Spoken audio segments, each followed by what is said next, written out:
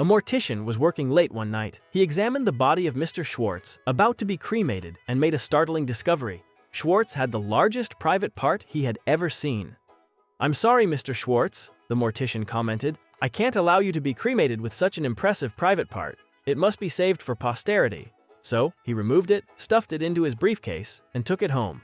"I have something to show you won't believe," he said to his wife, opening his briefcase. "My God!" the wife exclaimed. "Schwartz is dead?" A couple was watching a documentary about an African tribe. They learned that when each male member of this particular tribe reaches a certain age, he has a string with a weight attached to it, tied around his penis. After a while, the weight stretches the penis until it's 20 inches long. Later that evening, as the man was getting out of the shower, his wife said, "Let's try the African string and weight technique, Han." The husband agreed, and they tied a string with a weight to his penis. A few days later, the wife asked, "How is our little experiment coming along?" The husband replied, "Well, it looks like we're about halfway there." The wife impressed and said, "You mean it's already grown to 10 inches? "No," the husband replied, "it's turning black."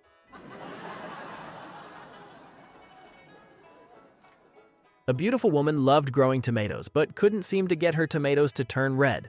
One day, while taking a stroll, she came upon a gentleman neighbor who had the most beautiful garden full of huge red tomatoes. The woman asked the gentleman, "What do you do to get your tomatoes so red?" The gentleman responded, "Well, twice a day, I stand in front of my tomato garden and expose myself, and my tomatoes turn red from blushing so much."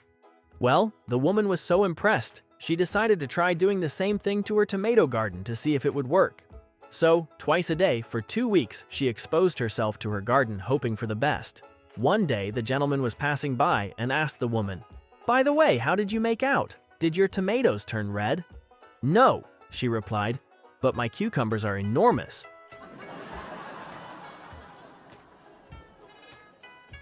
Miss Beatrice, the church organist, was in her 80s and had never been married. She was admired for her sweetness and kindness to all. One afternoon, the pastor came to call on her and she showed him into her quaint sitting room. She invited him to have a seat while she prepared tea. As he sat facing her old Hammond organ, the young minister noticed a cut glass bowl sitting on top of it. The bowl was filled with water, and in the water floated, of all things, a condom. When she returned with tea and scones, they began to chat. The pastor tried to stifle his curiosity about the bowl of water and its strange floater, but soon it got the better of him and he could no longer resist. "Miss Beatrice," he said, "I wonder if you would tell me about this?" pointing to the bowl. "Oh yes," she replied. "Isn't it wonderful? I was walking through the park a few months ago and found this little package on the ground. The directions said to place it on the organ, keep it wet, and that it would prevent the spread of disease. Do you know I haven't had the flu all winter?"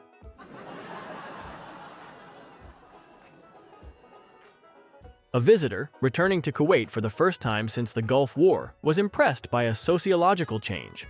On previous visits, she noted that women customarily walked about 5 paces behind their husbands. She observed that the men now walked over 20 paces behind their wives. She approached one of the women for an explanation. She asked, what enabled women here to achieve this marvelous reversal of roles? The Kuwait woman replied, "Landmines."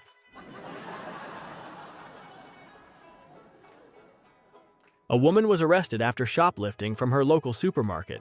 When she went before the judge in Cincinnati, he asked her, "What did you steal?" She replied, "A can of peaches." Surprised at her calm demeanor, the judge asked her why she had stolen the can of peaches, and she replied that she was hungry. Then the judge asked her how many peaches were in the can. She replied, 6. The judge said, "Then I will give you 6 days in jail." Before the judge could actually pronounce the punishment, the woman's husband spoke up and asked the judge if he could say something on his wife's behalf. The judge asked, "What is it?" The husband said, "She also stole a can of peas." A 75-year-old George says to his doctor, "I think my wife's hearing may be bad. How can I test her hearing?" The doctor says, "Sometime when her back is to you, ask her a question and see if she answers. If she doesn't answer, take a few steps forward and ask again. Continue doing this until she answers. Then you will know." A few days later, George comes into the house and sees his wife's back to him as she is cooking dinner.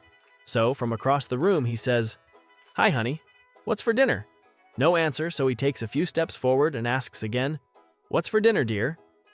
Still no answer. He takes a few steps forward and asks again, with no response. Finally, he gets about a foot from her and says into her ear, "So, what's for dinner?" She turns around, puts her hands on her hips, sighs, and says, "For the 4th time now, we are having chicken." 3 guys were at deer camp. They had to bunk 2 to a room. No one wanted to room with Steve because he snored so badly. They decided it wasn't fair to make one of them stay with him the whole time, so they voted to take turns. The first night, John slept in Steve's room and came to breakfast the next morning with his hair a mess and his eyes all bloodshot. The rest of the guys said, "Man, what happened to you?" He said, "Steve snored so loudly I just sat up and watched him all night." The next night, it was Gary's turn. In the morning, same thing, hair all standing up, eyes all bloodshot.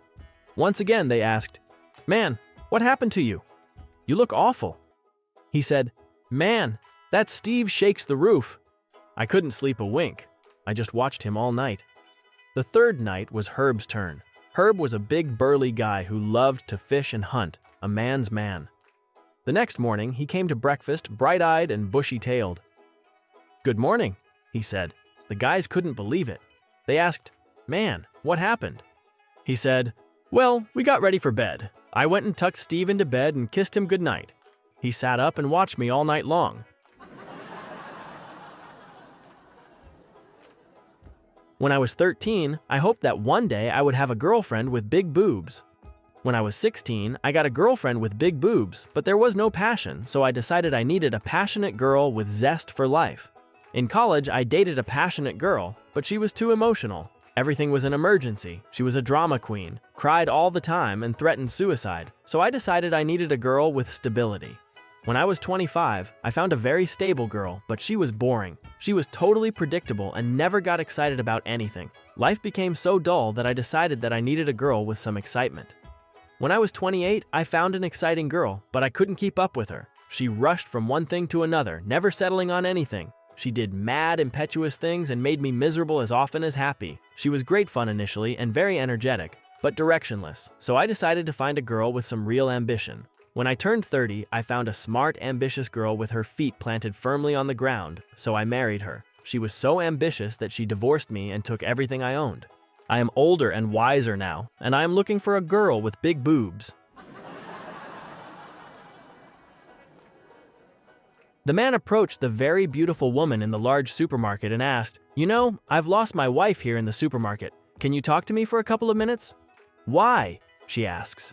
The man says, "Because every time I talk to a beautiful woman, my wife appears out of nowhere."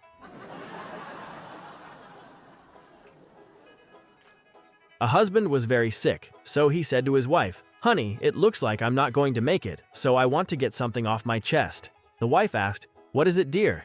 He said, "I've been having an affair with your best friend Julia for the past year." "Oh yes, I know all about it," the wife answered. "You do?" "Yes, dear. Why do you think I poisoned you?"